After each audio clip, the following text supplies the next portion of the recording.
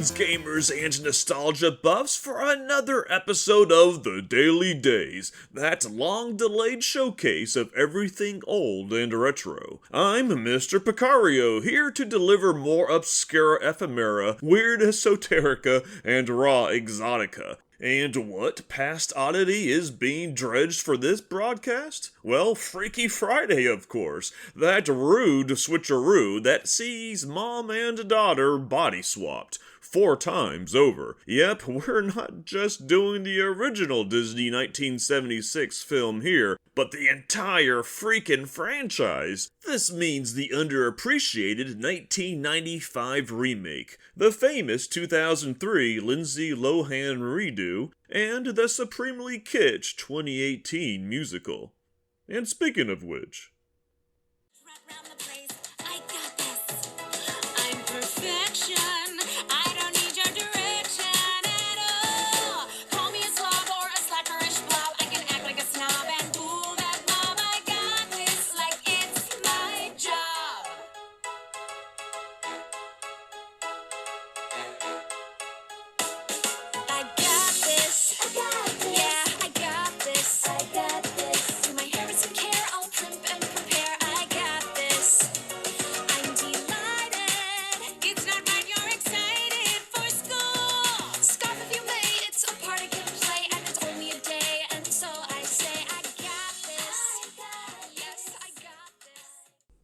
So, Freaky Friday, to reiterate, it's about a girl switching places, bodies, with her mother and having to live a day literally in her shoes. The premise actually comes from the 1972 book of the same name. Written by Mary Rodgers, the plot follows Annabelle as she awakens one morn to find herself Mom, the elegant Ellen Andrews. She then proceeds to bumble her way throughout the day as Mom, while Ellen, oddly, is barely mentioned until the end. It's not even clear if Ellen is even in Annabelle's body or off possessing someone else. It's a weird little book. But the premise remains an oddly enduring one. Indeed, before Freaky Friday, there was vice versa. An 1882 novel written by Thomas Anstey Guthrie, if I'm getting that name right. Here, it's father and son who make the switch, and in 1988, that story got its own film adaptation starring Fred Savage. And that was just the beginning. The 1980s brought more body swaps. 18 again, like father, like son. While others went beyond the basic swap element, but were still similar in theme. 1988's Big saw a hapless 12-year-old unfold into a 30-something adult. 1986's Peggy Sue Got Married sees an older woman sent back in time and reverted to her young high school self, with her life open and free to be lived again. But even after being explored to such extremes, the premise surged even further in the 2000s. 13 going on 30. It's a boy-girl thing. 17 again. Shazam! Family Switch. Even Jumanji, Welcome to the Jungle. There must be something eternal, primal in the human psyche, in our nature. Some unconscious desire to be older, to be younger, to become mom, to play as dad, to even be our sons or daughters, however weird that sort of thing is. Most of these films, however, wouldn't exist without Freaky Friday, namely Disney's 1976 comedy of errors that borrows from the book but spirals into its own hair-raisingly bizarre, awkward farce. And it's here where we'll start our 4-film journey.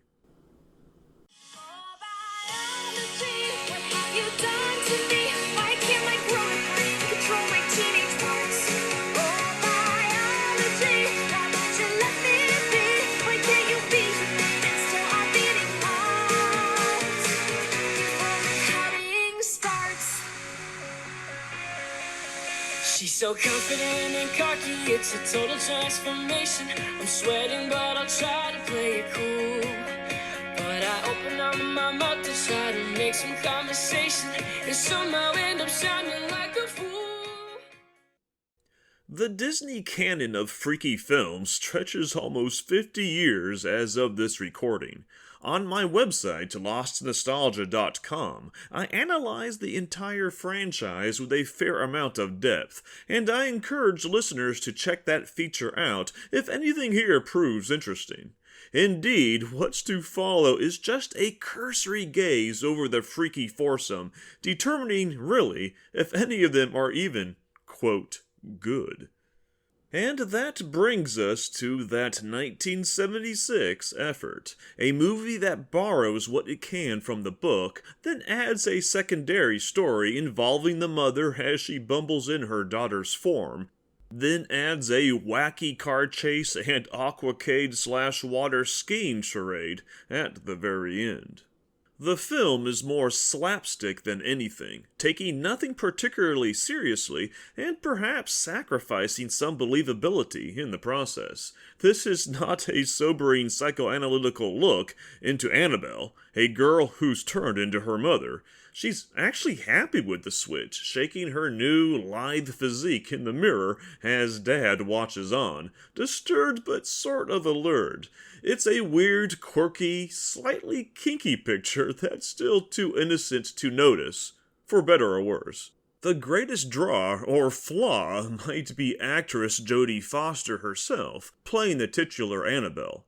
For all the zeal and squeal she shows once residing in Mommy's body, played by the stately Barbara Harris, Foster's Annabelle, and later her mother Ellen, is a frumpy and grumpy and as dumpy as one can be.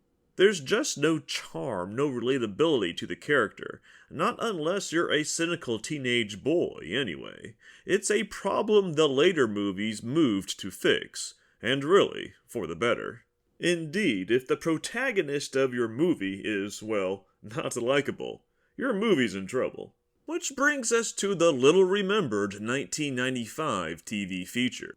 A Disney Channel exclusive, this version presented a softer Annabelle, one who isn't above bullying her little brother, but one who's not quite the incorrigible tomboy that so defined her 1976 counterpart.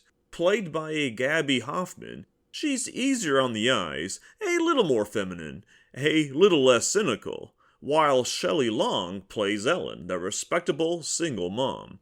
Yep, despite languishing in obscurity, this film is the first to ditch Dad for a would-be fiancé. A would-be dad Annabelle regards warily, and a man she resents her mother for even considering. It's a point of contention that would be better explored in the future films. Here it's merely one of many matters the two leads must contend with, from running mom's fashion business to surviving daughter's menagerie of classes and classmates. Unlike the 76 take, Ellen here handles school with relative aplomb, with only gym class humbling the otherwise confident, even brazen, mother. Annabelle is the one who really struggles. Always content in her coveralls and sneakers, she's not particularly gifted in playing the fashionista. Being a modestly budgeted TV movie, Freaky 95 lacks the spectacle, the big-name actors, and the sheer wackiness that so define its cohorts. But that lack of flash somewhat works to the film's advantage. The movie is just mundane enough, despite the gimmick, to be believable. No outlandish disasters transpire, no motorcycle rides with Annabelle's hot love interest, no rock auditions, no car chases, or bawdy musical numbers. Just mom and daughter doing their best to survive what would have been a fairly typical day otherwise, and trying mightily to maintain the other's life and dignity. It's a sweet movie, low-key, still sports some great moments, including Annabelle herself, well, in her mom's body anyway, beating up her brother's bullies in one pretty cool scene. But yes, overall, compared to the other three, it does feel just a smidge modest, a bit incidental. The 2003 Lindsay Lohan film, of course, is what most modern moviegoers know and remember. Playing Anna, Lohan is the perfect amalgam of gritty femininity. This time she's an aspiring rock star, and thus ain't rockin' no dress, But she's not exactly a frumpy grump either, her long locks and snowy smile offsetting or maybe complementing her otherwise grungy attire.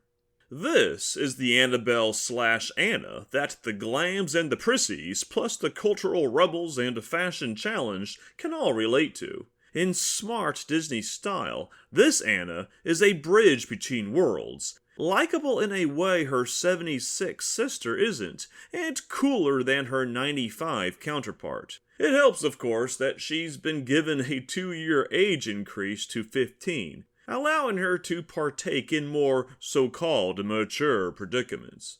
The peerless Jamie Lee Curtis also makes a suitably cool mom. Not too cool, but still carrying a charm that matches her daughter's. Rechristened as Tess in this rendition, she's now a successful psychiatrist who's just on the cusp of launching her new groundbreaking book. The biggest detail, however, and the film's biggest source of drama, is Tess's upcoming wedding. A widower of 3 years, she's already tying the knot again, a development Anna resents. Mom might be ready for a new husband, but the daughter isn't yet ready for a new dad. Of the 4 films, this is certainly the slickest, capitalizing more on wish fulfillment than any of the others. While no one, including Anna, wants to become their middle-aged mother, who wouldn't want to be the cool Lindsay Lohan? Who wouldn't want to play guitar in a hard rockin' band? And for the older gals out there, finding a handsome guy like Tessa's soon-to-be husband is an equally sweet dream. The characters in Freaky 03, in truth, are more blessed than they know. It's a wonderful life, as some might say. Where the movie does falter is in the smaller arcs. Anna's misunderstood brother gets robbed of anything resembling a real plot. The grandpa character probably doesn't need to be there either, despite providing some easy laughs. And Anna's nemesis, the childhood friend turned high school antagonist, is never developed much beyond her mean girl trope. It's actually the 95 film that does this part better. But if the full Freaky Friday gamut has a classic between the 4, this film is probably as close as it'll ever get. Which leaves us now, quickly, with Freaky Friday 2018. That wacky, sometimes tacky, rearranged stage play. Yep, the movie draws from some off-Broadway aspirations, taking the songs and aplomb of the stage production and adapting it all into an inexplicable movie.